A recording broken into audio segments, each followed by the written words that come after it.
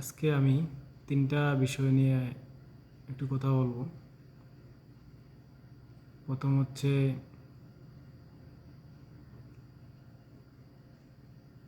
সেনাপ্রধান ওয়াকারুজ্জামান, দ্বিতীয় হচ্ছে শেখ হাসিনা, আর বর্তমান পরিস্থিতি নিয়ে। ওয়াকারুজ্জামান, আমি মনে করি সে অনেক বড় অপরাধী। এটা এই জন্য যে শেখ হাসিনাকে পালানোর জন্য কিন্তু ওয়াকারুজ্জামান চেষ্টা পুরোপুরি সাহায্য করেছে। তো উনি কিন্তু পালাইতে সাহায্য না করে ওনাকে বন্দি করতে পারতো এবং দেশে রাখতে পারতো। শেখ হাসিনা যেই হত্যাকাণ্ড করেছে দেশের মধ্যে, যে অপরাধ করেছে, তার একমাত্র শাস্তি ছিল ফাঁসি অথবা মৃত্যুদণ্ড। কিন্তু উনি তা না, ওনাকে অ্যারেস্ট না করে ওনাকে সহযোগিতা করে। কিন্তু এখনও উনি ধরাছোঁয়ার বাইরে আছে, কেউ কোনো কথা বলতেছে না ওয়াকারুজ্জামানের ব্যাপারে। তাই আমি মনে করি ওয়াকারুজ্জামান এবং সাবেক কি বলে রাষ্ট্রপতি, এখনও উনি রাষ্ট্রপতি আছেন, চুপ্পু নাকি, ওনারা আসলে রাখা ঠিক হবে না। ওয়াকারুজ্জামান এবং রাষ্ট্রপতি চুপ্পুকে রাখলে আমার মনে হয় খুব অচিরেই দেশের মধ্যে অশান্তি সৃষ্টি হবে। আসলে সবাই এই বিষয়ে সোচ্চার হওয়া দরকার। সেনাপ্রধানকে অবশ্যই প্রত্যাহার করতে হবে। রাষ্ট্র কি বলে রাষ্ট্রপতিকে অবশ্যই প্রত্যাহার করতে হবে। তাইলে হয়তো দেশে শান্তি ফিরে আসবে। শেখ হাসিনার বিষয়ে যেটা বলতে চাই, শেখ হাসিনার বাপও কিন্তু সেই লেভেলে খনি ছিল। বীর মুক্তিযোদ্ধা রাশেদ চৌধুরীর কথা থেকে যেটা বুঝলাম আমি, উনি যখন বাকশাল প্রতিষ্ঠা করে তখন প্রায় 30,000-এর উপরে মানুষ হত্যা করছিল। আসলে ওদের রক্তের মধ্যে খনির একটা কি বলে খনির একটা ভাব আছে, মানে দূষিত রক্ত ওরার। দূষিত রক্তর কারণে আজ শেখ হাসিনা এত মানুষ খুন করছে এবং লাশ পর্যন্ত পলায়ন করছে। শেখ হাসিনার শাস্তি হচ্ছিল দেশের মধ্যে, খুব দরকার ছিল শেখ হাসিনার শাস্তি দেশের মধ্যে হওয়ার। তাইলে হয়তো মানুষ একটু শান্তি পাইতো। এখন কিন্তু মানুষ শান্তিতে নাই।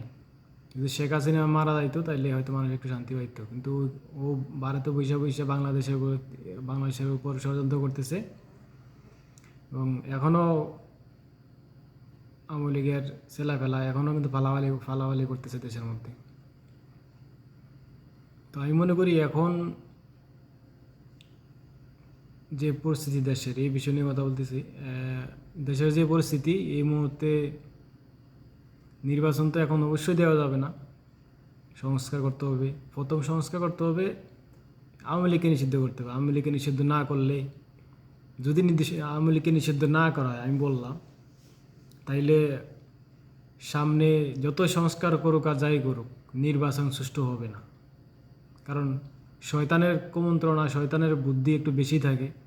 আওয়ামী লীগ যারা করে তারা আসলে মানুষ না, সব শয়তান। এরা কোনো সময় চাইব না দেশে শান্তি। এরা আসলে মানুষে না, এরা রক্তের সাথে দুর্নীতি মিশে গেছে এবং খারাপই করতে এরা একটুকু মনে দ্বিধাদ্বন্দ্ব আসে না, একটুকু তারা কষ্ট পায় না। হামেশাই খারাপই করতেছে, কোনো সমস্যা নাই এর মধ্যে। এবং আওয়ামী লীগের এমপি মন্ত্রী যারা আছে, নেতা খেতা যারা আছে, তারা হাজার হাজার কোটি টাকার মালিক।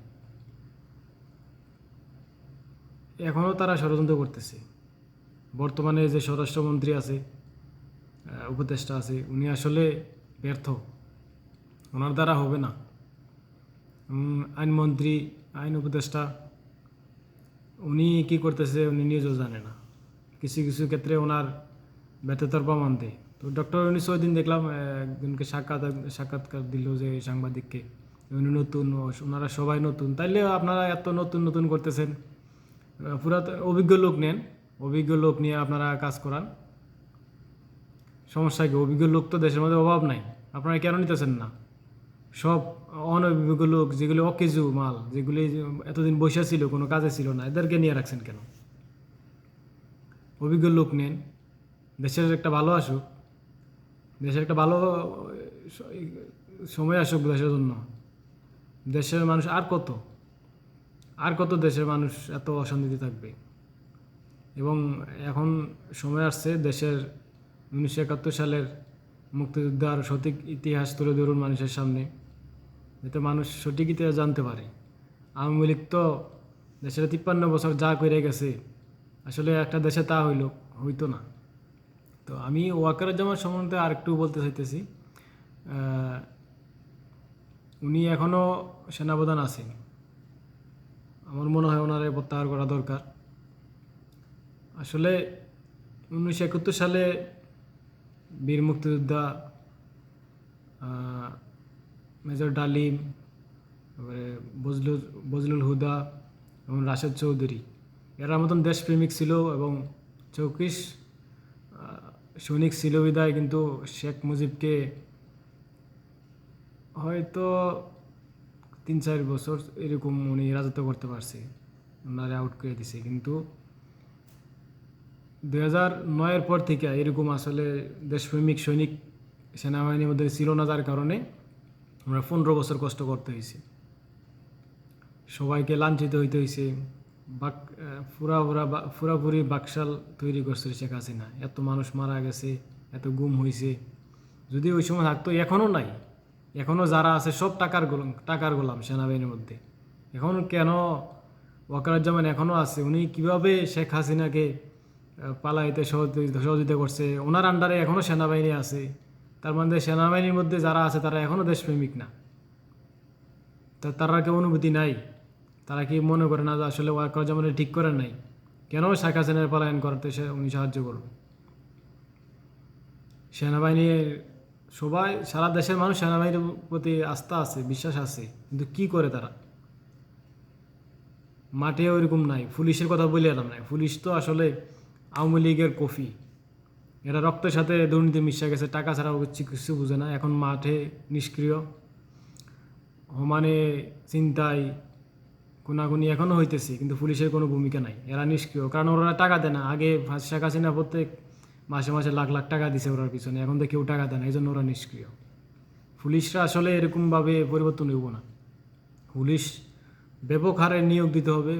নিয়োগ দেওয়ার মাধ্যমে পুলিশ যারা আছে তারারে তদন্তের মাধ্যমে যারা খুন করেছে তারা অবশ্যই ধরতে হইব এবং